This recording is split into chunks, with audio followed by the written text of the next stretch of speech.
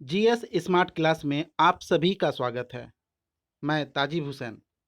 आज हम लोग इस वीडियो में कुल 100 प्रश्न को प्रैक्टिस सेट के रूप में हल करेंगे।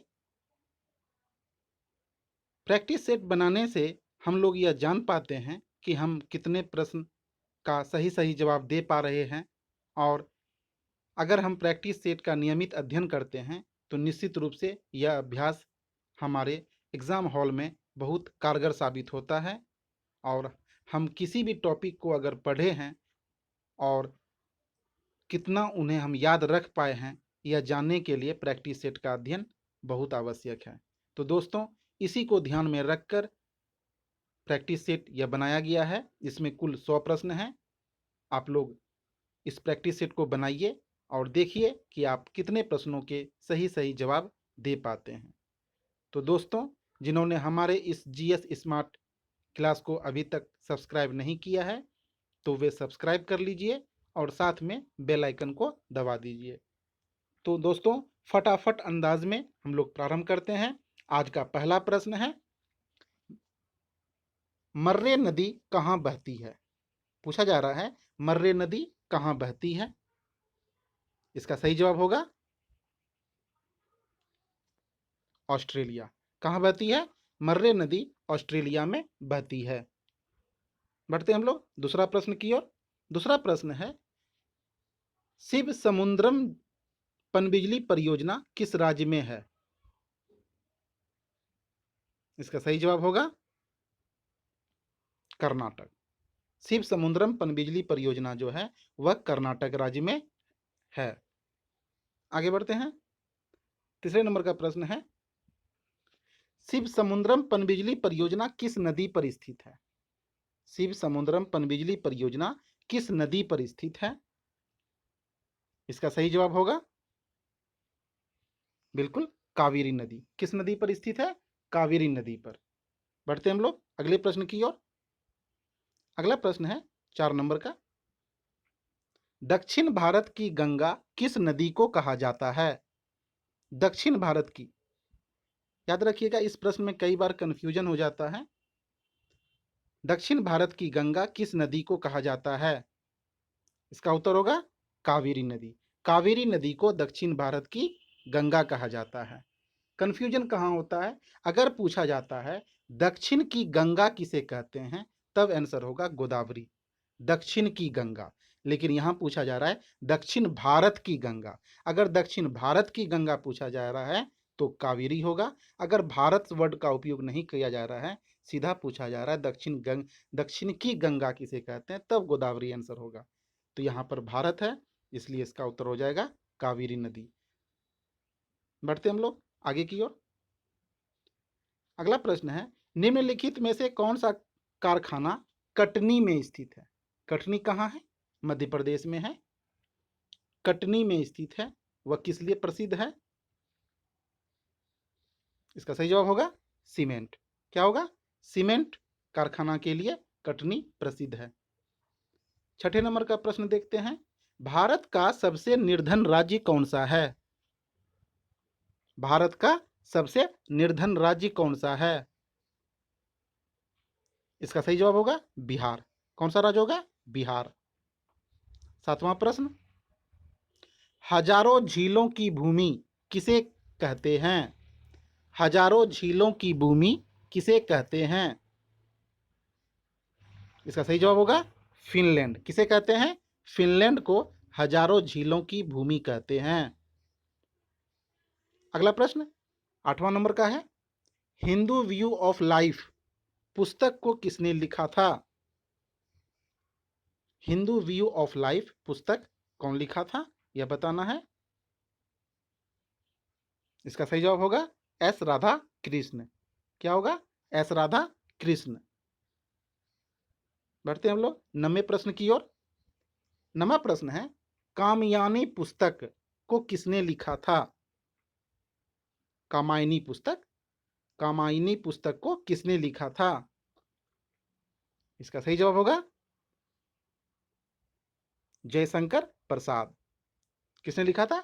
जयशंकर प्रसाद ने कामायनी पुस्तक लिखा था। आप लोगों को 2 से 3 सेकंड समय दिया जाता है।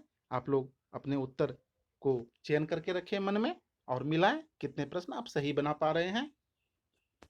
अगला प्रश्न देखते हैं। 10वां नंबर का प्रश्न है, विश्वनाथ आनंद कौन सा खेल खेलते हैं? इसका सही जवाब होगा शतरंज। कौन सा खेल खेलते हैं? शतरंज। बढ़ते हम लोग अगले प्रश्न की ओर। अगला प्रश्न है 11 नंबर का, भारत में सर्वश्रेष्ठ शौर्य पुरस्कार कौन सा है? सर्वश्रेष्ठ शौर्य पुरस्कार कौन सा है? इस चारों में आपको चूज करना है। इसका सही जवाब होगा परमवीर चक्र। परमवीर चक्र सबसे शौर्य पुरस्कार है। अगर इसका क्रम देखा जाए तो परमवीर चक्र के बाद महावीर चक्र, ये 2 नंबर पे आता है, और 3 नंबर पे आपका वीर चक्र आता है। यह वीरता का पुरस्कार है। तो सबसे नंबर 1 पर हो गया आपका परमवीर चक्र, और महावीर चक्र 2 नंबर पे, वीर चक्र 3 नंबर पे वीरता का पुरस्कार है। आगे बढ़ते हैं। अगला प्रश्न है, मानवाधिकार दिवस कब मनाया जाता है? मानवाधिकार दिवस कब मनाया जाता है? इसका सही उत्तर होगा 10 दिसंबर को। कब मनाया जाता है? 10 दिसंबर को। अगला प्रश्न, एलिफेंट पास, एलिफेंट पास कहाँ स्थित है? इसका सही जवाब होगा थाईलैंड में। कहाँ है? थाईलैंड में। भारत कब गणतंत्र दिवस मनाता है? बहुत आसान सा प्रश्न है। भारत कब गणतंत्र दिवस मनाता है? इसका सही जवाब होगा 26 जनवरी को। प्रत्येक साल गणतंत्र दिवस के रूप में भारत सरकार मनाती है। आगे बढ़ते हैं। 15 नंबर का प्रश्न है, प्रकाश संश्लेषण के समय उत्सर्जित गैस कौन सी है? प्रकाश संश्लेषण जब होता है कौन से गैस का उत्सर्जन होता है, यह पूछा जा रहा है। इसका सही जवाब होगा ऑक्सीजन। ऑक्सीजन गैस का उत्सर्जन होता है। अगला प्रश्न 16 नंबर का है, भारत का सबसे अधिक सिंचित क्षेत्र किस प्रदेश में है? सिंचित क्षेत्र, इसका सही जवाब होगा उत्तर प्रदेश। उत्तर प्रदेश में सबसे अधिक सिंचित क्षेत्र है। नलकूप की संख्या भी उत्तर प्रदेश में ही सबसे ज्यादा है। आगे बढ़ते हैं। 17 नंबर का प्रश्न है, कौन सा विटामिन वसा में घुलनशील है? पूछा जा रहा है कौन सा विटामिन वसा में घुलनशील है? इसका सही जवाब होगा विटामिन ए। कौन सा होगा? विटामिन ए जो है वसा में घुलनशील है। ए के अलावा अगर आपको याद रखना है तो याद रखिएगा विटामिन डी भी वसा में घुलनशील है, विटामिन ई भी वसा में घुलनशील है, और विटामिन के याद रखिएगा, डी, ई और के, ये तीनों विटामिन जो है वो वसा में घुलनशील है, और साथ में ए भी घुलनशील है। तो ऑप्शन में आपका ए आंसर यहाँ पर हो जाएगा। लेकिन याद रखिएगा विटामिन डी, विटामिन ई और विटामिन के, ये सभी भी वसा में घुलनशील होते हैं। अगला प्रश्न देखते हैं, ध्वनि का वेग किसमें सर्वाधिक होता है? ध्वनि का वेग किसमें सर्वाधिक होता है? इसका सही जवाब होगा ठोस में। किसमें होता है? ठोस में ध्वनि का वेग सर्वाधिक होता है। अगला प्रश्न, निम्नलिखित में सर्वाधिक प्रत्यास्थ कौन है? सर्वाधिक प्रत्यास्थ कौन है? इसका सही जवाब होगा स्टील। क्या होगा? स्टील। आगे बढ़ते हैं। 20 नंबर का प्रश्न, भारत में सबसे अधिक क्षेत्रफल में किस फसल की खेती होती है? सबसे अधिक क्षेत्रफल में किस फसल की खेती होती है, यह पूछा जा रहा है। इसका सही जवाब होगा धान। क्या आंसर होगा? धान।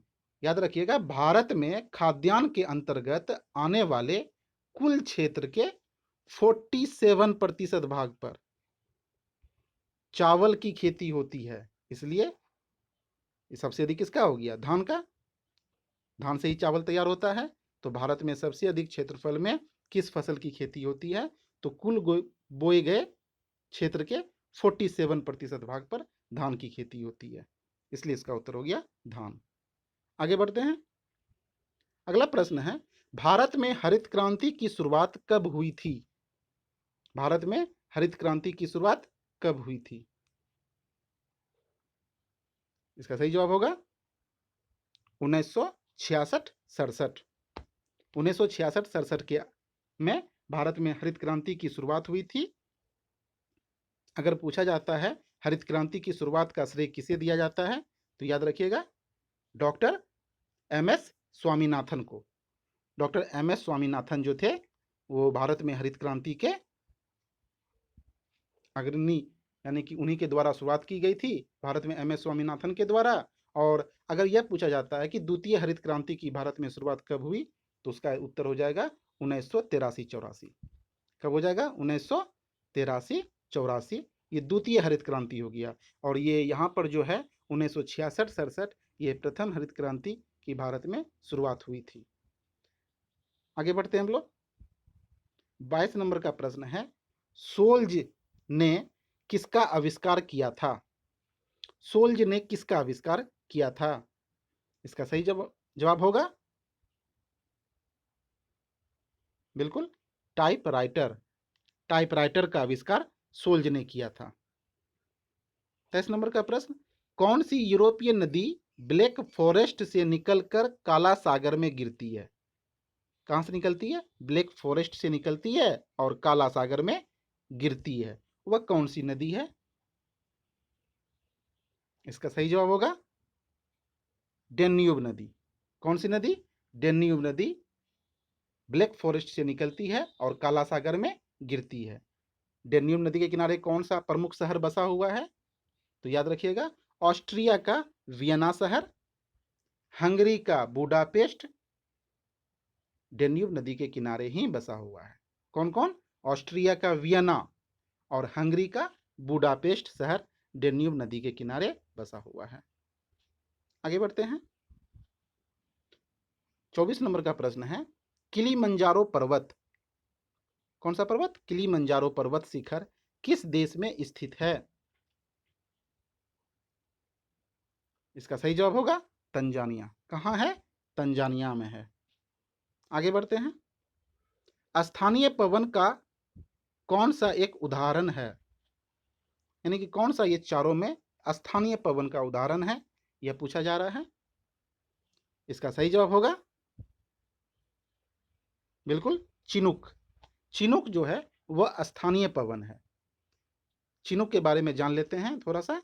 यह संयुक्त राज्य अमेरिका और कनाडा में रॉकी पर्वत श्रेणी के पूर्वी ढाल, रॉकी पर्वत श्रेणी के पूर्वी ढाल के सहारे बहने वाली एक गर्म हवा है। इस गर्म हवा के कारण बर्फ पिघल जाती है और पर बर्फ पिघलने से पशुपालक के लिए चारागाह उपलब्ध हो जाता है। अतः पशुपालकों के लिए यह हवा लाभदायक मानी जाती है। कहाँ बहती है? तो याद रखिएगा संयुक्त राज्य अमेरिका और कनाडा के पूर्वी ढाल के सहारे एक गर्म हवा है यह, यानी शुष्क हवा। आगे बढ़ते हैं। 26 नंबर का, गेहूं की सर्वाधिक प्रति हेक्टेयर उपज वाला देश कौन है? देश पूछा जा रहा है। वर्ल्ड में गेहूं का सबसे अधिक प्रति हेक्टेयर उत्पादन कहां होता है? इसका सही जवाब होगा संयुक्त राज्य अमेरिका। संयुक्त राज्य अमेरिका में गेहूं का प्रति हेक्टेयर उत्पादन काफी अधिक होता है। अगर यही क्वेश्चन भारत में पूछा जाता तो क्या उत्तर होता? भारत में प्रति हेक्टेयर में अगर पूछा जाता तो उत्तर होता पंजाब। क्या होता? पंजाब में सबसे ज्यादा गेहूं का उत्पादन प्रति हेक्टेयर में होता है। अगर गेहूं का उत्पादन भारत में सबसे ज्यादा कहां होता है तो उत्तर प्रदेश में होता है। सिंपल, उत्पादन सबसे ज्यादा कहां होता है भारत में गेहूं का? उत्तर प्रदेश में। लेकिन प्रति हेक्टेयर की दृष्टि से अगर पूछा जाता है तो इसका आंसर हो जाएगा पंजाब। आगे बढ़ते हैं हम लोग।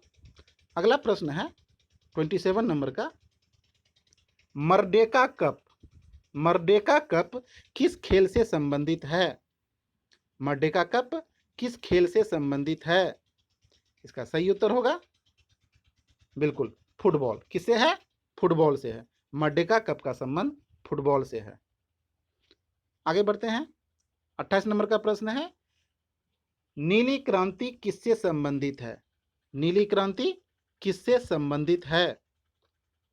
इसका सही जवाब होगा मत्स्य उत्पादन। किससे है? मत्स्य उत्पादन से नीली क्रांति का संबंध है। पीली क्रांति का संबंध किससे है? पीली क्रांति का संबंध किससे है? इसका सही जवाब होगा तिलहन से। किससे है? तिलहन से। आगे बढ़ते हैं। आलोक कुमार किस खेल से संबंधित हैं? आलोक कुमार किस खेल से संबंधित है? इसका सही जवाब होगा बिलियर्ड्स। किससे है? बिलियर्ड्स से है। नेक्स्ट 31 नंबर का प्रश्न, वीरभूमि किसका समाधि स्थल है? वीरभूमि किसका समाधि स्थल है? इसका सही जवाब होगा बिल्कुल राजीव गांधी। क्या होगा? याद रखिएगा, वीरभूमि का संबंध राजीव गांधी के समाधि स्थल से है। आगे बढ़ते हैं। 32 नंबर का प्रश्न है, पूछा जा रहा है, निम्नलिखित में से कौन सी गैस वायुमंडल का भाग नहीं है? यानी कौन सा गैस वायुमंडल में नहीं पाया जाता है? तो इसका उत्तर हो जाएगा, बिल्कुल आप लोगों ने सही बनाया होगा, क्लोरीन। वायुमंडल में क्लोरीन गैस नहीं पाया जाता है। नाइट्रोजन तो पाया जाता है, 78% कितना पाया जाता है वायुमंडल में? 78% नाइट्रोजन पाया जाता है, 21% आपका ऑक्सीजन पाया जाता है, कार्बन डाइऑक्साइड 0.03% पाया जाता है, जबकि क्लोरीन गैस वायुमंडल में नहीं पाया जाता है। इसलिए इसका उत्तर हो जाएगा क्लोरीन। आगे बढ़ते हैं। अगला प्रश्न है, साइकिल का आविष्कार किसने किया? साइकिल का आविष्कार किसने किया? इसका सही जवाब होगा मैकमिलन। क्या होगा? मैकमिलन ने। कौन सा विटामिन जल में घुलनशील है? पूछा जा रहा है कौन सा विटामिन जल में घुलनशील है? इसका सही जवाब क्या होगा? बिल्कुल विटामिन B12। विटामिन B12 जल में घुलनशील है। याद रखिएगा, विटामिन बी, विटामिन सी जल में घुलनशील होते हैं। विटामिन बी और विटामिन सी भी जल में घुलनशील होते हैं। और विटामिन इस ऑप्शन के अनुसार यहाँ पर तो बी और सी नहीं दिया है, B12 दिया है, इसलिए आंसर हो जाएगा B12 जल में घुलनशील होते हैं। आगे बढ़ते हैं। किस विटामिन की कमी से रक्त का थक्का नहीं जमता है और बहुत अधिक रक्त स्राव हो जाता है? यानी जब किसी को चोट लगता है, अगर विटामिन की कमी होगी उस विटामिन की, तो रक्त जल्दी नहीं जमेगा, बहाव काफ़ी देर तक होता है। तो वह किस विटामिन की कमी से? बिल्कुल विटामिन के की कमी से। विटामिन के इसका आंसर हो जाएगा। विटामिन के की कमी से रक्त का थक्का नहीं जमता है। आगे बढ़ते हैं। 36 नंबर का प्रश्न है, विटामिन डी की कमी से कौन सा रोग होता है? विटामिन डी की कमी से कौन सा रोग होता है? इसका सही जवाब होगा 36 नंबर का, विटामिन डी की कमी से कौन सा रोग होता है? बिल्कुल रिकेट्स। कौन सा होता है? रिकेट विटामिन डी की कमी से होने वाला रोग है। विटामिन डी की पूर्ति हमें कहाँ से होती है? विटामिन डी की पूर्ति हमें सूरज की रोशनी से होती है। अगला प्रश्न 37 नंबर का प्रश्न है, गोवा की राजधानी कहाँ है? गोवा की राजधानी कहाँ है? इस प्रैक्टिस सेट में आपको सभी तरह के प्रश्न दिए गए हैं, खेल से, विज्ञान प्रौद्योगिकी से, पॉलिटी, हिस्ट्री, ज्योग्राफी, इकोनॉमिक्स, सभी तरह से प्रश्न आपको मिलेंगे। बिल्कुल आप इस प्रैक्टिस सेट को पूरा बनाइए और निश्चित है कि अगर आप मेरे द्वारा डाले गए वीडियो का प्रैक्टिस सेट का नियमित अध्ययन करते हैं तो आपकी तैयारी किसी भी एग्जाम के लिए बहुत अच्छी हो जाएगी। तो अगला प्रश्न है, गोवा की राजधानी कहाँ है? इसका सही उत्तर होगा पणजी। कहाँ होगा? पणजी। गोवा की राजधानी पणजी है। आगे बढ़ते हैं। आयोडीन की कमी से मनुष्य में कौन सा रोग होता है? आयोडीन की कमी से मनुष्य में कौन सा रोग होता है? इसका सही जवाब क्या होगा?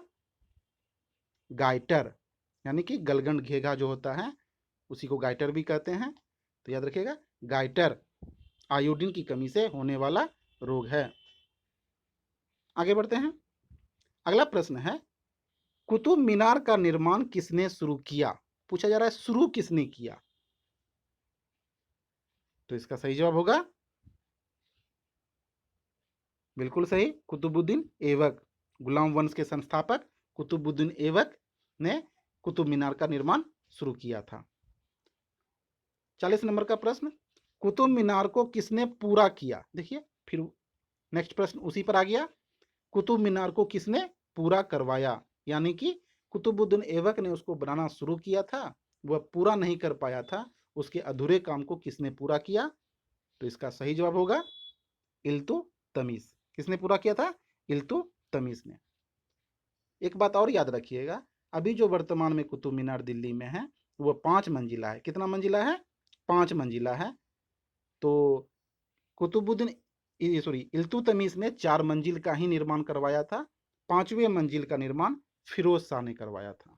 कुतुब मीनार के 5वें मंजिल को ऊपर में किसने जोड़ा था? अगर यह पूछा जाता है तब उत्तर हो जाएगा फिरोज शाह तुगलक। लेकिन कुतुब मीनार को पूरा कराने का श्रेय इल्तुतमिश को जाता है। इसने 4 मंजिल कुतुब मीनार बनवाया था और 5वां मंजिल और मरम्मत का काम फिरोज शाह तुगलक ने किया था।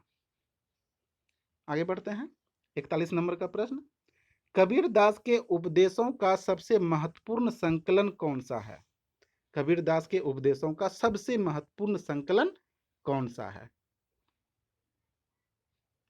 इसका सही जवाब होगा बीजक। क्या होगा? बीजक। आगे बढ़ते हैं। आइजोल, आइजोल किसकी राजधानी है? आइजोल किसकी राजधानी है? इसका सही जवाब होगा बिल्कुल मिजोरम। मिजोरम की राजधानी आइजोल है। नेक्स्ट प्रश्न, नेपानगर किस उद्योग के लिए प्रसिद्ध है? नेपानगर कहाँ है? नेपानगर मध्य प्रदेश में है, यह एमपी में पड़ता है नेपानगर।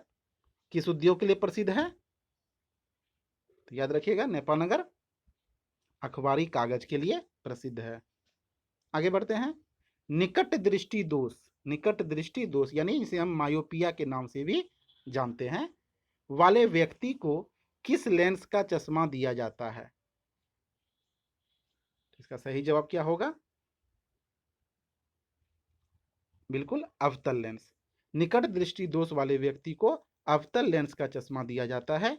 याद रखिएगा, निकट दृष्टि दोष, देखिए नाम से इस पर मत जाइएगा। निकट दृष्टि दोष वाले व्यक्ति को निकट की वस्तु साफ साफ दिखाई देती है लेकिन दूर की वस्तु साफ साफ दिखाई नहीं देती है। नाम के विपरीत समझिएगा हमेशा। लिखा हुआ है निकट दृष्टि दोष, तो याद रखिएगा निकट की साफ साफ दिखाई देती है, दूर की साफ साफ दिखाई नहीं देती है। अगला प्रश्न है, दूरदृष्टि दोष यानी इसे कहते हैं हाइपरमेट्रोपिया। हाइपरमेट्रोपिया भी इसे कहते हैं। दोष वाले व्यक्ति को किस लेंस का चश्मा दिया जाता है, यह पूछा जा रहा है। तो इसका सही जवाब क्या होगा? इसका सही जवाब होगा उत्तल लेंस। किस लेंस का? उत्तल लेंस का। यहां पर भी नाम से स्पष्ट है, दूरदृष्टि दोष। ऐसा मत समझिएगा कि दूर का दिखाई नहीं देता है। दूरदृष्टि दोष में दूर का दिखाई देता है परंतु निकट की वस्तु दिखाई नहीं देती है। इस दोष को दूर करने के लिए उत्तल लेंस के चश्मे का प्रयोग किया जाता है। नेक्स्ट प्रश्न है 46 नंबर का, आकाश का रंग किसके कारण नीला प्रतीत होता है? आकाश का रंग किसके कारण नीला प्रतीत होता है? इसका सही जवाब होगा प्रकीर्णन। क्या होगा? प्रकीर्णन के कारण आकाश का रंग नीला प्रतीत होता है। हर्ट्ज किसकी इकाई है? मात्रक पूछा जा रहा है, किसकी इकाई है? इसका सही जवाब होगा आवृत्ति का। किसका होगा? आवृत्ति का मात्रक हर्ट्ज कहलाता है। अगला प्रश्न, भाखड़ा नंगल परियोजना किस नदी पर स्थित है? भाखड़ा नंगल परियोजना किस नदी पर स्थित है? इसका सही जवाब होगा सतलज नदी। किस नदी पर है? सतलज नदी पर स्थित है। अगला प्रश्न है, कॉर्बेट राष्ट्रीय उद्यान किस राज्य में स्थित है? कॉर्बेट राष्ट्रीय उद्यान, इसे जिम कॉर्बेट कहते हैं, किस राज्य में स्थित है? इसका सही जवाब होगा बिल्कुल उत्तरांचल, यानी जिसे हम उत्तराखंड भी कहते हैं। उत्तराखंड का पहले नाम उत्तरांचल था, तो उत्तरांचल हो जाएगा। जिम कॉर्बेट राष्ट्रीय उद्यान जो है वो आपका उत्तरांचल राज्य में स्थित है। इसके बारे में और थोड़ा जानकारी मालूम कर लें। यह जिम कॉर्बेट राष्ट्रीय उद्यान जो है भारत का पहला राष्ट्रीय उद्यान है। याद रखिएगा, भारत का पहला राष्ट्रीय उद्यान कौन है? जिम कॉर्बेट राष्ट्रीय उद्यान। इसको पहले हम लोग जिम कॉर्बेट के नाम से नहीं जानते थे। इसका पुराना नाम याद रखिएगा हेली नेशनल पार्क है। क्या है? Heli national park. Heli national park है। कई बार एग्जाम में यह भी पूछा गया है जिम कॉर्बेट का प्राचीन नाम क्या है, तो याद रखिएगा हेली नेशनल पार्क। कब किया गया था हेली नेशनल पार्क की स्थापना? तो हेली नेशनल पार्क की स्थापना 1935 में। कब किया गया था? 1935 में किया गया था। यह भारत का पहला राष्ट्रीय उद्यान है। जहां पर जरूरत है वहां पर बिल्कुल आपको विस्तार से बताया जाता है कि एक प्रश्न के साथ साथ 4 प्रश्न आप उसके बारे में अगर पूछा जाता है तो बना पाए। आगे बढ़ते हैं। कान्हा किसली राष्ट्रीय उद्यान किस राज्य में अवस्थित है? कान्हा किसली, इसका सही जवाब होगा मध्य प्रदेश। किस राज्य में है? मध्य प्रदेश राज्य में कान्हा किसली राष्ट्रीय उद्यान है। अगला प्रश्न, विद्युत बल्ब का फिलामेंट किस धातु का बना होता है? विद्युत बल्ब का फिलामेंट किस धातु का बना होता है? इसका सही जवाब होगा टंगस्टन। क्या होगा? टंगस्टन। विद्युत बल्ब का फिलामेंट जो होता है वह टंगस्टन का बना होता है। नेक्स्ट प्रश्न, कार की हेडलाइट में किस दर्पण का प्रयोग किया जाता है? कार की हेडलाइट में किस दर्पण का प्रयोग किया जाता है? इसका सही जवाब होगा परवलयाकार। क्या होगा? परवलयाकार, यानी अवतल दर्पण का प्रयोग किया जाता है। अगला प्रश्न है, पानी से भरे गिलास में बर्फ का एक टुकड़ा तैर रहा है। टुकड़े का पूरा पिघल जाने पर गिलास में पानी का तल क्या होगा? कई बार एग्जाम में इस तरह के प्रश्न पूछे गए हैं। इसे जितना आसान समझ रहे हैं नहीं है। इसका सही जवाब क्या होगा? बिल्कुल अपरिवर्तित रहेगा, यानी कि उसके लेयर में, पानी की जो लेयर है उसमें कोई परिवर्तन नहीं होगा। आगे बढ़ते हैं। अगला प्रश्न है, दाब बढ़ने पर जल का क्वथनांक क्या होगा? दाब के बढ़ने पर जल का क्वथनांक क्या होगा? इसका सही जवाब होगा बढ़ेगा। क्या होगा?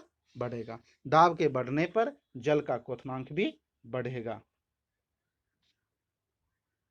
55 नंबर का प्रश्न है, निम्नलिखित में से किसका प्रयोग खाद्य परीक्षण के रूप में किया जाता है? खाद्य परीक्षण के रूप में किया जाता है। इसका सही जवाब क्या होगा? बिल्कुल इसका सही जवाब होगा सोडियम बेंजोएट। सोडियम बेंजोएट का प्रयोग खाद्य पदार्थों के परिरक्षण में किया जाता है। नेक्स्ट प्रश्न है, बैरोमीटर में पारे का तल एकाएक गिरना, देखिएगा ध्यान दीजिएगा, एकाएक गिरना किसको प्रदर्शित करता है? इसका सही जवाब होगा तूफान। किसको प्रदर्शित करता है? तूफान का आना, आंधी का आना। याद रखिएगा, बैरोमीटर का पारा का जो तल है अगर एकाएक गिरता है तो तूफान आने का संकेत देता है। अगर धीरे धीरे नीचे गिरता है तो वर्षा होने की संभावना होती है, यानी वर्षा होगी। अगर धीरे धीरे चढ़ता है तो मौसम साफ होने को प्रदर्शित करता है। धीरे धीरे चढ़ना मौसम साफ होना, एकाएक गिरना तूफान आना, धीरे धीरे गिरना वर्षा होना। अगला प्रश्न, रासायनिक दृष्टि से चीनी क्या है? रासायनिक दृष्टि से चीनी क्या है? इसका सही जवाब क्या होगा? तो इसका उत्तर हो जाएगा सुक्रोज। रासायनिक दृष्टि से चीनी क्या है? तो याद रखिएगा, रासायनिक दृष्टि से चीनी सुक्रोज है। बढ़ते हम लोग अगले प्रश्न की ओर। अगला प्रश्न है, गोबर गैस में मुख्य रूप से कौन सी गैस पाई जाती है? पूछा जा रहा है, गोबर गैस में मुख्य रूप से कौन सी गैस पाई जाती है? इसका सही जवाब होगा बिल्कुल मीथेन। कौन सी गैस पाई जाती है गोबर गैस में? मीथेन गैस पाई जाती है, CH4। याद रखिएगा, अगर ऑप्शन में CH4 दिया रहे तो ध्यान रहे मीथेन गैस पाई जाती है। अगला प्रश्न है, सूर्य के बाद पृथ्वी से निकटतम तारे से प्रकाश को पृथ्वी तक आने में कितना समय लगता है?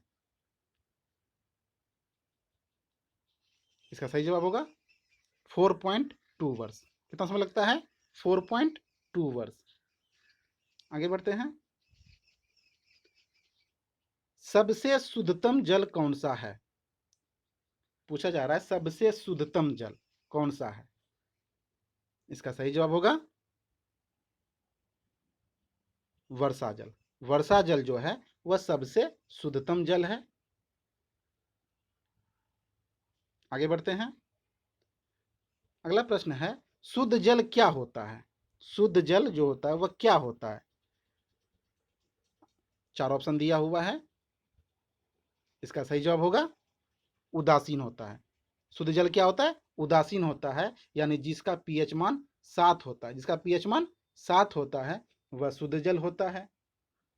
अगर इसी में अम्लता क्षारीयता की बात की जाए पीएच मान में, तो अगर 7 से अधिक जिसका पीएच मान होगा वह क्षारीय होगा। जिसका 7 से अधिक होगा, जिसका 7 से अधिक होगा वह क्षारीय होगा, जिसका 7 से कम होगा वह अम्लीय होगा। लेकिन शुद्ध जल का पीएच मान उदासीन होता है, यानी कि 7 होता है।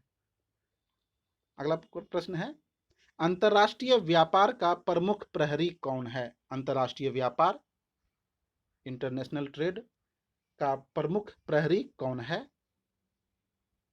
तो इसका सही जवाब होगा बिल्कुल WTO। कौन होगा? WTO, वर्ल्ड ट्रेड ऑर्गेनाइजेशन, विश्व व्यापार संगठन, इसका प्रमुख प्रहरी है।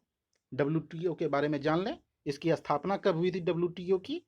तो इसकी स्थापना 1 जनवरी कब हुई थी? 1 जनवरी 1995 को। कब हुई थी? 1 जनवरी 1995 को इसकी स्थापना हुई थी। इसका मुख्यालय कहाँ है? स्विट्जरलैंड के जेनेवा में है। कहाँ है WTO का मुख्यालय पूछा जाए तो याद रखिएगा जेनेवा में। कहाँ है? जेनेवा में इसका मुख्यालय है, स्विट्जरलैंड के। अगला का प्रश्न देखते हैं। अगला प्रश्न है, कार्बन 14 से किसकी आयु का पता चलता है? कार्बन 14 विधि जो है इससे किनकी आयु का पता चलता है? इसका सही जवाब क्या होगा? बिल्कुल जीवाश्म।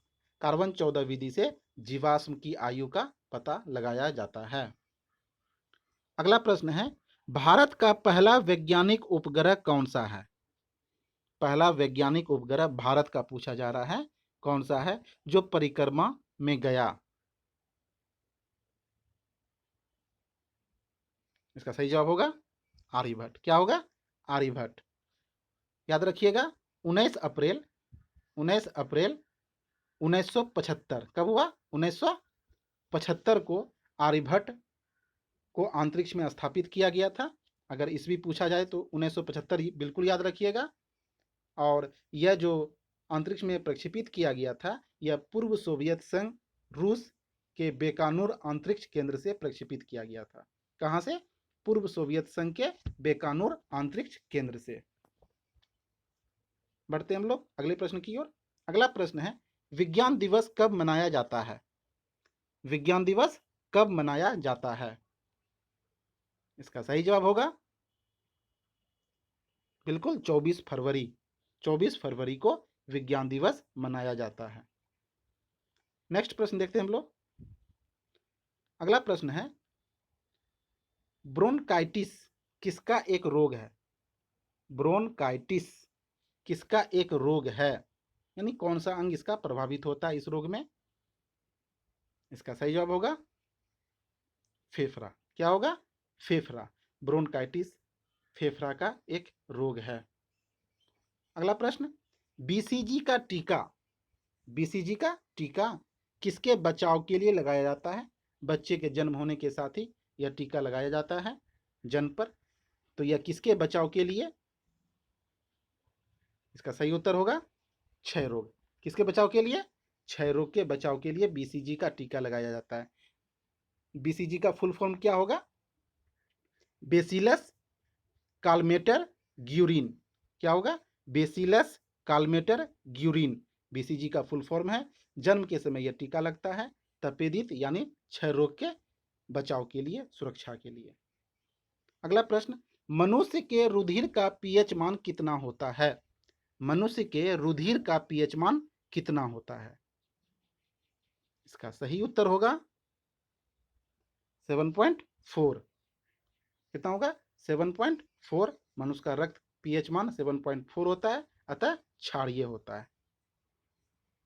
अगला प्रश्न, मुगल सम्राट बाबर का मकबरा कहां पर स्थित है? बाबर का मकबरा कहां पर स्थित है? याद रखिएगा, प्रश्न में है था पर ध्यान दीजिएगा। अगर था कहेगा तो आंसर बदल जाता है, अगर है कहेगा तो उसका उत्तर अलग हो जाता है। तो कि एग्जाम में किसी प्रश्न को गौर से पढ़ें। कुछ प्रश्न ऐसे हैं जो नहीं पढ़ने के कारण ही गलत हो जाया करते हैं। तो मुगल सम्राट बाबर का मकबरा कहां पर स्थित है? इसका सही जवाब होगा काबुल में। कहां होगा? काबुल में। जब मुगल बादशाह बाबर की मृत्यु 1530 ईस्वी में हुई थी तो उसे आगरा में दफनाया गया था, आगरा के आराम बाग में। याद रखिएगा, आगरा के आराम बाग में उसे दफनाया गया था। आगरा के आराम बाग में उसे दफनाया गया था, लेकिन उसकी इच्छा अनुसार बाद में उसे काबुल में ले जाकर के दफनाया गया। तो इसलिए पूछा जाता है, अगर पूछा जाए कहाँ पर दफनाया गया था, अगर यहाँ पे था रहता तो आंसर हो जाता आगरा, लेकिन यहाँ पर तो दिया गया है, तो इसका उत्तर हो जाएगा काबुल। बिल्कुल आप लोग समझ गए होंगे, इसका उत्तर क्या हो जाएगा? काबुल।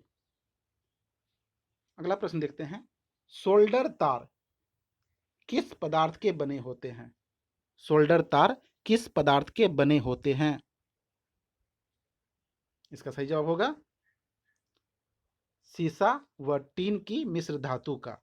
सीसा व टीन की मिश्र धातु का। अगला प्रश्न, पेट्रोकेमिकल्स का स्रोत कौन सा है? पूछा जा रहा है पेट्रोकेमिकल्स का स्रोत कौन सा है?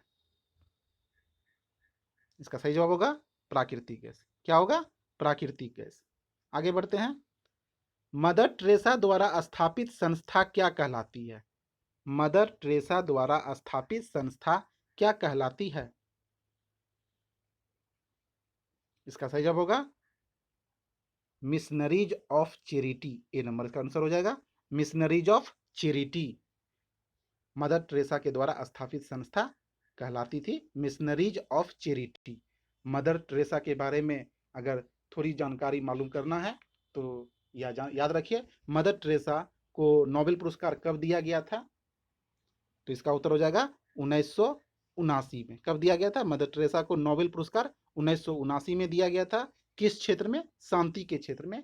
क्योंकि इन्होंने समाज सेवा संबंधी कार्य किए थे मदर टेरेसा ने, इसे शांति का नोबेल पुरस्कार दिया गया था 1979 में। आगे बढ़िए, 73 नंबर का प्रश्न है, भारत ने पोखरण में अपना पहला परमाणु परीक्षण किस वर्ष किया? पोखरण में, ये पोखरण कहाँ है? राजस्थान में है। राजस्थान के जैसलमेर जिला में है। कहाँ है? राजस्थान के जैसलमेर जिला में है। अपना पहला परमाणु परीक्षण किस वर्ष किया था? इसका सही जवाब होगा बिल्कुल 1974 में। कब किया था? 1974 में, 74 में। अगला प्रश्न है, नेशनल एरोनॉटिक लेबोरेटरी किस राज्य में है? नेशनल एरोनॉटिक लेबोरेटरी किस राज्य में है? इसका सही जवाब होगा कर्नाटक। कहाँ है? कर्नाटक में है। आगे बढ़ते हैं हम लोग, 75 नंबर का प्रश्न। अगला प्रश्न है, निर्मल हृदय किससे संबंधित है? पूछा जा रहा है निर्मल हृदय किससे संबंधित है? इसका सही जवाब होगा मदर टेरेसा से। किससे है? मदर टेरेसा से है। आगे बढ़ते हैं। अगला प्रश्न है सीमांत गांधी किसे कहा जाता है? सीमांत गांधी के नाम से कौन फेमस है भारतीय इतिहास में? इसका सही जवाब होगा खान अब्दुल गफ्फार खां। डी नंबर, खान अब्दुल गफ्फार खां सीमांत गांधी के नाम से जाना जाता है। इसके बारे में थोड़ी जानकारी रखिए। सविनय अवज्ञा आंदोलन जो गांधी जी का दूसरा आंदोलन था भारत में, उस आंदोलन के दौरान भारत के उत्तर पश्चिम क्षेत्र में, भारत के उत्तर पश्चिम क्षेत्र में जो आंदोलन हुआ था उसका नेतृत्व खान अब्दुल गफ्फार खां ने ही किया था। और इन्होंने वहाँ पर जो आंदोलन चलाया था उसे खुदाई खिदमतगार आंदोलन या लाल कुर्ती आंदोलन के नाम से जानते हैं। और खान अब्दुल गफ्फार खां का एक पत्रिका है जो कई बार एग्जाम में पूछा जाता है, याद रखिएगा, पख्तून। क्या है? पख्तून। पख्तून पत्रिका किसके द्वारा लिखा गया है? खान अब्दुल गफ्फार खां के द्वारा। बढ़ते हम लोग अगले प्रश्न की ओर। 77 नंबर का प्रश्न है भारत कोकिला, भारत कोकिला किसे कहा जाता है? भारत कोकिला किसे कहा जाता है? इसका सही जवाब होगा सरोजनी नायडू। भारत कोकिला सरोजनी नायडू को कहा जाता है। सरोजनी नायडू ही भारतीय राष्ट्रीय कांग्रेस की प्रथम महिला अध्यक्ष बनी थी। आप लोग पढ़े होंगे बिल्कुल। 1900 वह अधिवेशन कहाँ हुआ था? 1925 ईस्वी में जो अधिवेशन कांग्रेस का कानपुर में हुआ था। कहाँ हुआ था? कानपुर में हुआ था। उस अधिवेशन की अध्यक्षता किसने की थी? सरोजनी नायडू ने की थी। नहीं, भारतीय राष्ट्रीय कांग्रेस की प्रथम महिला अध्यक्ष जो भारतीय है वह कौन थी? सरोजनी नायडू थी। आगे बढ़ते हैं हम लोग अगला प्रश्न की ओर। भारत में सत्याग्रह का पहला महान प्रयोग कहाँ किया गया? सत्याग्रह का पहला महान प्रयोग गांधी जी द्वारा किया गया था। बिल्कुल आसान सा प्रश्न है। कहाँ किया गया था? चंपारण में। गांधी जी द्वारा 1917 ईस्वी में पहला सत्याग्रह चंपारण बिहार में किया गया था। आगे बढ़ते हैं।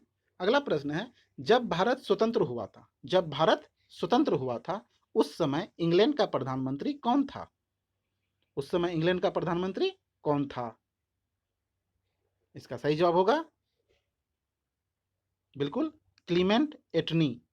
क्लीमेंट एटली ही उस समय ब्रिटेन के प्रधानमंत्री थे इंग्लैंड के। तो क्लीमेंट एटनी इसका उत्तर हो जाएगा। आगे बढ़ते हैं। गांधी जी किसे अपना राजनीतिक गुरु मानते थे? गांधी जी किसे अपना राजनीतिक गुरु मानते थे? इसका सही जवाब होगा बिल्कुल गोपाल कृष्ण गोखले। क्या होगा? गोपाल कृष्ण गोखले महात्मा गांधी के राजनीतिक गुरु थे। अगला प्रश्न है 81 का। भारत में सहकारिता आंदोलन, भारत में सहकारिता आंदोलन का प्रारंभ कब हुआ था? ईस्वी पूछा जा रहा है, कब हुआ था? इसका सही जवाब होगा 1924। कब हुआ था? 1924 में भारत में सहकारिता आंदोलन का प्रारंभ हुआ था। सेन वंश का संस्थापक कौन था? सेन वंश का संस्थापक कौन था? इसका सही जवाब होगा सामंत सेन। क्या होगा? सामंत सेन। सामंत सेन ने ही सेन वंश की स्थापना की थी। अगला प्रश्न, बुद्ध चरित्र का लेखक कौन था? बुद्ध चरित्र का लेखक कौन था? इसका सही जवाब होगा अश्वघोष। अश्वघोष की रचना बुद्ध चरित्र है। इसका सही जवाब क्या हो जाएगा? अश्वघोष। याद रखिएगा अश्वघोष की रचना बुद्ध चरित्र है। अगला प्रश्न है जलियांवाला बाग हत्याकांड किस वर्ष हुआ था? जलियांवाला बाग हत्याकांड किस वर्ष हुआ था? इसका सही जवाब होगा डी नंबर 1919। पूरा याद रखिएगा 13 अप्रैल 1919। 13 अप्रैल 1919 को जलियांवाला बाग हत्याकांड हुआ था जिसमें जनरल डायर ने अंधाधुंध गोली चलवा दी थी। कहाँ है? पंजाब के अमृतसर में। अगला प्रश्न, मुगल सम्राट अकबर का जन्म कब हुआ था? अकबर का जन्म कब हुआ था? इसका सही जवाब होगा 1542। कब हुआ था? 1542 में अकबर का जन्म हुआ था। अगला प्रश्न है, भारत का पहला अफगान शासक कौन था? भारत का पहला अफगान शासक कौन था? इसका सही जवाब है बहलोल लोदी। क्या होगा? बहलोल लोदी भारत में अफगान शासक पहला था। भारतीय संविधान ने कैसी नागरिकता का प्रावधान किया है? भारतीय संविधान जो है उसमें नागरिकता का जो प्रावधान है वह कैसी है, आपको बताना है। 4 ऑप्शन दिए हुए हैं। बिल्कुल, इसका उत्तर हो जाएगा ए, एकल नागरिकता। नागरिकता के संबंध में मैंने एक वीडियो बना रखा है, आप उस वीडियो को देखिए। और नागरिकता संबंधी सभी जानकारी एक ही वीडियो में उपलब्ध कराई गई है। और निश्चित रूप से अगर नागरिकता से संबंधित कोई भी प्रश्न आपसे पूछे जाते हैं, उस वीडियो को देखने के बाद आप आसानी से किसी प्रश्न को हल कर सकते हैं। बढ़ते हैं हम लोग अगले प्रश्न की ओर। संविधान में उद्घोषित मौलिक अधिकार में किसके द्वारा संशोधन किया जाता है? संविधान में उद्घोषित मौलिक अधिकार का जो वर्णन संविधान में किया गया है, किसके द्वारा उसमें संशोधन किया जा सकता है, यह पूछा जा रहा है। इसका सही जवाब क्या होगा? बिल्कुल, इसका सही जवाब होगा संसद। क्या होगा? संसद। भारतीय संविधान के भाग, याद रखिएगा, भारतीय संविधान के भाग 20 में, भाग 20 में अनुच्छेद 368 में, अनुच्छेद कितना? अनुच्छेद 368 में, याद रखिएगा, भाग 20 अनुच्छेद 368 में संविधान को संशोधन करने संबंधी प्रावधान है, जिसमें कहा गया है कि संविधान में संशोधन करने का अधिकार संसद को है। और यह कहाँ से लिया गया है, याद रखिएगा, संविधान संशोधन करने का अधिकार, तो यह दक्षिण अफ्रीका से लिया गया है। आगे बढ़ते हैं। अगला प्रश्न है, हुमायूं नामा का लेखक कौन था? हुमायूं नामा बहुत प्रसिद्ध पुस्तक है। हुमायूं नामा का लेखक कौन था? तो डेफिनेट है, हुमायूं नामा में हुमायूं के बारे में जानकारी है। जो हुमायूं को नज़दीक से देखा होगा, उन्होंने इस पुस्तक को लिखा है। इसका सही जवाब होगा गुलबदन बेगम। किसने लिखा था? गुलबदन बेगम ने, हुमायूं की बहन थी। गुलबदन बेगम ने हुमायूं नामा पुस्तक लिखा था अकबर के कहने पर। किसके कहने पर? अकबर के कहने पर। अगला प्रश्न है, राष्ट्रपति अपना त्यागपत्र किसको दे सकता है? राष्ट्रपति अपना त्यागपत्र किसको दे सकता है? इसका सही जवाब होगा बिल्कुल उपराष्ट्रपति को। किसको देगा? उपराष्ट्रपति को देगा। राष्ट्रपति अपना त्यागपत्र उपराष्ट्रपति को देता है। और यह याद रखिएगा, उपराष्ट्रपति इसकी सूचना तुरंत लोकसभा अध्यक्ष को देता है। उपराष्ट्रपति सूचना देगा किसको? तुरंत लोकसभा अध्यक्ष को। कभी कभी यह भी प्रश्न पूछा जाता है कि उपराष्ट्रपति राष्ट्रपति के त्यागपत्र की सूचना सर्वप्रथम किसको देता है? तो उसका उत्तर हो जाएगा लोकसभा अध्यक्ष। लेकिन यहाँ पूछा जा रहा है राष्ट्रपति अपना त्यागपत्र किसको दे सकता है? तो उत्तर हो जाएगा उपराष्ट्रपति। अकबर कब राजगद्दी पर बैठा था? अकबर कब राजगद्दी पर बैठा था? इसका सही जवाब होगा 1542 में। कब बैठा था? 1542 में। अगला प्रश्न, पाथ फाइंडर, पाथ फाइंडर किस ग्रह पर उतरा था? यान का नाम है पाथ फाइंडर। फाइंडर किस ग्रह पर उतरा था? तो इसका उत्तर हो जाएगा मंगल ग्रह पर। किस ग्रह पर? मंगल ग्रह पर। अगला प्रश्न है, आनंद मठ के लेखक कौन थे? आनंद मठ के लेखक कौन थे? इसका सही जवाब होगा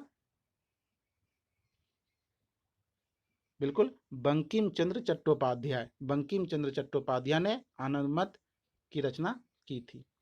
अगला प्रश्न है, आलमगीर नामा के लेखक कौन थे? आलमगीर नामा के लेखक कौन थे? इसका सही जवाब होगा मोहम्मद कासिम। आलमगीर नामा की लेखक किसने की थी? मोहम्मद कासिम ने की थी। बढ़ते हम लोग अगले प्रश्न की ओर।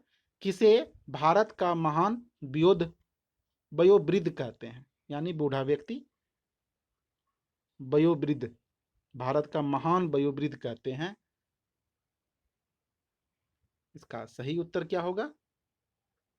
बिल्कुल दादा भाई नौरोजी। दादा भाई नौरोजी को भारत का महान वयोवृद्ध कहते हैं। दादा भाई नौरोजी ने सर्वप्रथम धन निकासी का सिद्धांत दिया था, जिन्होंने बताया था कि अंग्रेज भारत में किस प्रकार धन का शोषण कर रहे हैं, किस प्रकार भारतीय धन इंग्लैंड की ओर जा रहा है, यह सबसे पहले किसने बताया था? दादाभाई नौरोजी ने ही बताया था। और दादाभाई नौरोजी का एक पुस्तक है poverty and un British rule in India, जो बहुत प्रसिद्ध है। 1967 में उस पुस्तक की इन्होंने रचना की थी। कांग्रेस के ये 3 बार अध्यक्ष बने थे, यह भी याद रखिएगा, दादाभाई नौरोजी। आगे बढ़ते हैं। चैंपियन ट्रॉफी किस खेल से संबंधित है? चैंपियन ट्रॉफी किस खेल से संबंधित है? इसका सही जवाब क्या होगा? इसका सही जवाब होगा वॉली सॉरी चैंपियन ट्रॉफी किस खेल से संबंधित? इसका सही जवाब होगा हॉकी। किससे होगा? हॉकी से। चैंपियन ट्रॉफी का संबंध हॉकी से है। आगे बढ़ते हैं। अगला प्रश्न है कोलंबो। कोलंबो कप किस खेल से संबंधित है? कोलंबो कप जो है किस खेल से संबंधित है? इसका सही जवाब होगा फुटबॉल से। किससे है? फुटबॉल से है। कोलंबो कप का संबंध फुटबॉल से है। अगला प्रश्न, क्रिकेट, फुटबॉल तथा हॉकी खेल में प्रत्येक पक्ष में कितने खिलाड़ी होते हैं? पूछा जा रहा है क्रिकेट, फुटबॉल, हॉकी खेल में प्रत्येक पक्ष में कितने खिलाड़ी होते हैं? इसका सही जवाब होगा बिल्कुल 11 खिलाड़ी। कितने खिलाड़ी होते हैं? 11 खिलाड़ी होते हैं। आगे बढ़ते हैं। जलियांवाला बाग हत्याकांड के खिलाफ किस भारतीय ने वायसराय की कार्यकारिणी से इस्तीफा दे दिया? जलियांवाला बाग हत्याकांड जो 19 अप्रैल 1919 को हुआ था, उस हत्याकांड के खिलाफ किस भारतीय ने वायसराय की कार्यकारिणी से इस्तीफा दे दिया था? इसका सही जवाब होगा सर शंकरन नायर। ये नंबर उत्तर हो जाएगा सर शंकरन नायर। अंतिम प्रश्न है। अगला प्रश्न दे अंतिम प्रश्न है किस विषय पर विधेयक प्रस्तुत करने से पूर्व राष्ट्रपति की स्वीकृति आवश्यक नहीं है? याद रखिएगा, नहीं पूछा जा रहा है, इसको घेर लिया जाए। नहीं को तो बिल्कुल घेर लें ताकि आप आंसर बनाने में गलती ना कर बैठें। किस विषय पर विधेयक प्रस्तुत करने से पूर्व राष्ट्रपति की स्वीकृति आवश्यक नहीं है? तो इसका सही जवाब होगा बिल्कुल संविधान संशोधन। संविधान संशोधन करने के लिए प्रस्ताव लोकसभा राज्यसभा किसी में ला सकते हैं बिना राष्ट्रपति के अनुमति के। जबकि नए राज्यों का निर्माण करना हो, धन विधेयक का मसला हो, संचित निधि से व्यय करने का मसला हो, अगर इस तीनों से संबंधित कोई विधेयक हो, कोई कुछ विधेयक लाना हो, तो पहले राष्ट्रपति की अनुमति लेनी पड़ती है, लेकिन संविधान संशोधन करने के लिए नहीं। तो दोस्तों, हमारा यह वीडियो कैसा लगा हमें कमेंट बॉक्स में ज़रूर बताइए। हमारे चैनल को सब्सक्राइब कीजिए, दोस्तों के बीच शेयर कीजिए, और नेक्स्ट वीडियो भी इसी तरह प्रैक्टिस सेट के रूप में आएगा। आप लोग हम प्रैक्टिस सेट नियमित रूप से बनाइए। धन्यवाद।